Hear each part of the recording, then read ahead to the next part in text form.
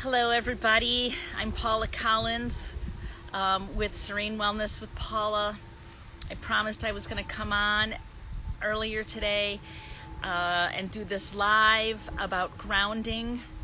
It was so funny when I was getting ready to push the button. I noticed that there are filters that you can use when you're doing a live on Instagram, and I kind of chuckled because I really don't feel like I need a filter for this.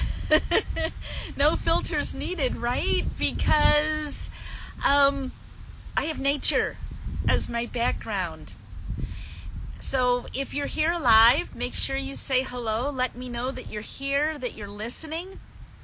And if you're not listening live and you catch this as a replay, go #replay. But I really want to talk about and focus on grounding. It's something that I have been talking about today and this whole week, and why it's important. And it's important for us to ground. It's important for us to try to get into the present moment, right? And to stay present. But that's not always easy, is it? Sometimes, a lot of times, life gets in the way, doesn't it? We have a moment where something comes up and it triggers us, and brings on a bout of depression or anxiety or sadness or maybe even anger, or we drift off into the would'ves, could'ves, and should'ves, right? If onlys, right? And that takes us into depression. Those types of thoughts only bring about sadness because we can't go back and fix the past. All we have is right now. We have the present, and the present is a gift, right? That's why it's called the present. And so we need to be able to cling to that. And I think it's important to do that. And we get so busy with what we're doing that we don't always appreciate the present moment. Or maybe, what if I do this? What if I do that? What's going to happen? We throw ourselves into the future. Anxiety. And anxiety robs us too, doesn't it?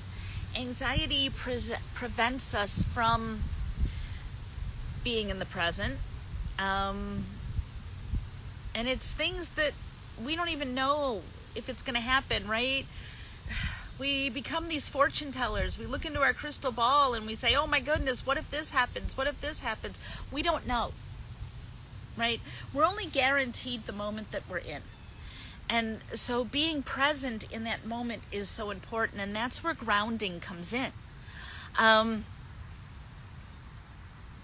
A great way to do that is to be outside in nature. That's why I did this outside in my front yard. I was going to go to the park, but when I was trying to do a short live the other day from the park, I didn't have cell service, and I wasn't even deep in the woods, so I didn't want to take that chance. So I thought I'd just be in my front yard. Which is beautiful. I mean, I have this big, beautiful tree behind me right now. And I was thinking about that. And this tree is beautiful and wonderful. It's been here for a long time. But think about the roots of a tree, right? What are the purpose of the roots of a tree? It gives it stability, right? And the roots go deep. They look for nourishment. They provide stability. They help that tree that's behind me to stand tall, because the tree understands grounding. It's all it understands is, being a part of its surroundings and drawing on that, right? And so that's what grounding does for us. It provides stability, just like the roots provide stability to this tree. And grounding helps to nourish us, and it helps us to grow in ways in the physical, in our mental, in our emotional, in our spiritual, right? In those parts of our lives, those different parts of who we are, Grounding helps us to do that. And so when we can ground, we nourish ourselves. We nourish those intangible parts of who we are in the present moment. And understanding that this present moment is what we have, and that it's beautiful, and that it's wonderful. So another thing that I like to do when I'm grounding is to use my five senses. Okay, we were given five senses, right? We were given the ability to see, to hear, to smell, to taste, and to touch, right? We have those, and it helps us to interact with our world and our surroundings. And all of those are good because they help us in so many different ways, but they can help us in our grounding experience. Being able to look at what's around you and hear what's around you and smell what's around you and touch and taste what's around you, because sometimes you can taste it if the aroma outside is strong enough, right? You can taste it. And what that helps us to do is it helps us to put those memories into our memories, right? Those moments become embedded in our memories. So it gives us something to grasp onto when maybe we can't get outside, but we need to feel grounded. Maybe we're at work and we just need a moment to ground ourselves. Maybe the weather outside is not cooperating and we just need to ground ourselves. So if we really take the time to look around, and what do we see? What do we notice, right? As I look around my yard right now, I see flowers and trees and plants in all phases of the growing cycle, right? There are flowers that are burnt out because their time is done, and that's okay. That's beautiful because, every season has its flower. And so that's beautiful because it reminds you about the circle of life, because this is all the circle of life. And we are a part of that. So I look around, and I can see the trees moving because of the breeze. They're swaying, and there's this beauty in it. Some of it sways together in this beautiful cadence, and some of it sways opposite with this chaos that is still beautiful, right? Because it's moving and it's alive, and it helps me to remember that these trees and these bushes and these flowers are alive. There's life in them. So I look around and I see that. I look around and I have some leaves on the ground, some leaves that have fallen off the trees because tomorrow is the first day of fall, right? And so we're going to see so many changes over the next few weeks to a month. But some of these have fallen off, and I can see it, and it's curled up because there's no more moisture. And it's breaking, and it's brittle. And it reminds us about the fragility of life. And fragility of life isn't just bad, right?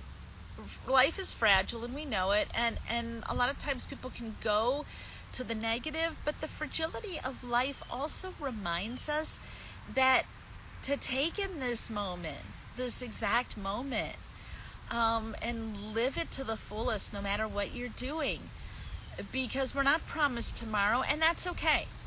And that's okay. People fear that, and we shouldn't fear it. We shouldn't fear it. So I look around and I see all of that. I see in the distance there are some bees looking for something to land on to get some nectar, right? Because that bee is going to land on one flower, and it's going to pick up pollen, and it's going to go to the next flower. And cross-pollination happens, or maybe it's going to take what it has and it's going to go back to a hive. I don't know what kind of bee it was. It could have been a honeybee, right? But it could be going back to the hive to create honey, which is beautiful. You know, and there are birds. I just saw a bird fly into a tree in the distance, right? It's beautiful birds, you know, just crossing the sky. And I look up, and the sky was a little bluer earlier, and right now the clouds are moving slowly, so it's covering up the sky, but it's a beautiful movement. It's slow, and that is beautiful. And then I close my eyes and I tune in to what I can hear. And I can hear birds in the background. Unfortunately, I also hear the street noise. A school bus just went past me. Right? It's life. I hear some crickets. I can hear the wind as it goes through moving the leaves, and it's soothing to me.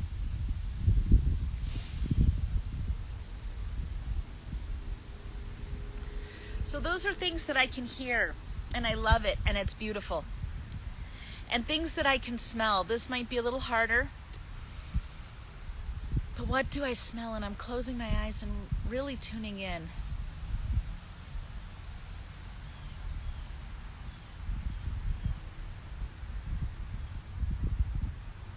I can smell the mulch very faintly that's next to me. I can smell even the grass that's around me.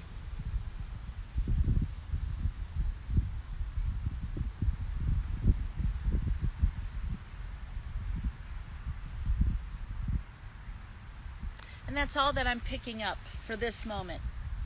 You know, and what can I touch? Well, I touch that leaf, and I can touch the grass around me, right?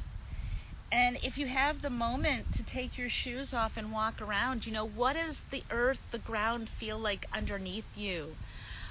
Is the grass, you know, is it prickly? Is it soft? Is it cool to the touch? Is it warm because the sun's been beating on it?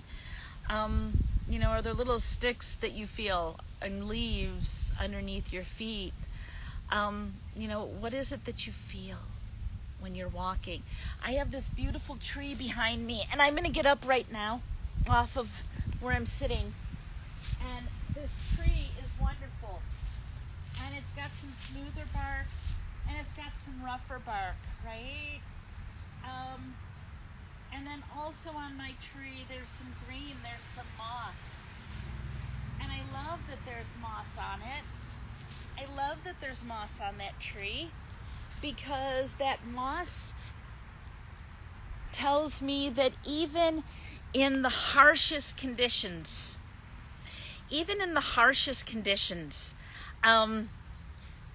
life finds a way, right? That moss is growing on rough bark. It may or may not get any water. It may or may not get any sunlight, but it's there, and it's trying its best to grow. It's trying its best to spread. It's trying its best to become this beautiful, beautiful thing of green. And you know, it's this beautiful blanket, and it tells you that even though something might feel harsh, that there can be some softness somewhere too. I was hiking over the weekend with my husband, and the rocks were just covered in these beautiful thick blankets of moss, and it was so nice because underneath the rocks were a little jagged, but this blanket of moss made it so much easier to lean against it and to sit on it, right? And inside that moss is an ecosystem that is living, so that's beautiful too. I just looked up and I saw that my burning bush in the distance is starting to change colors because it's fall. And in, you know, a week or two, it is going to be this beautiful scarlet red color that just adds that extra dimension, right? So those are some things that I can touch immediately. And then what can I taste? Well, there's nothing for me to taste right now except maybe the lingering after effects of the wild orange herbal tea that I had. But that in itself is beautiful because of oranges, and oranges have that beautiful citrusy taste, right? So I take all of that in and I hold on to it like this precious, beautiful jewel, and it imprints into my memory so that when I'm stuck inside and I need to ground myself, I can close my eyes and I can remember the colors. And I can remember the movement of the trees blowing in the wind and the clouds above me. I can remember seeing the bee flying around and the birds. I can remember hearing the birds. I can remember hearing the breeze as it goes through the trees, right? I can remember the touch of everything around me and how that feels. So it gives me this instant connection, and it helps me ground into the present moment. And it gives me something beautiful and joyful to hold on to, something to appreciate, something to rejoice in. And that is grounding. And so, yeah, I think it's important to take those moments. So I challenge you. Sometime today, tomorrow, before the end of the week, get outside and try this exercise of connecting with your five senses to everything around you, to ground yourself, to embed it in your memory so that you have that experience to pull you back into the present moment when you need it. When you're depressed or stressed or angry or anxious, it'll help pull you back in and be present. I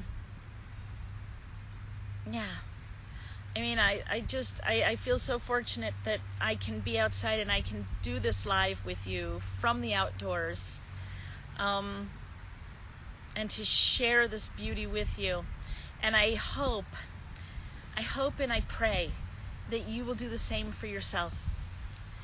And leave a comment below and tell me how it felt to get into being a part of nature, being a part of the circle of life, knowing that you were created to be a part of it and to glory in that.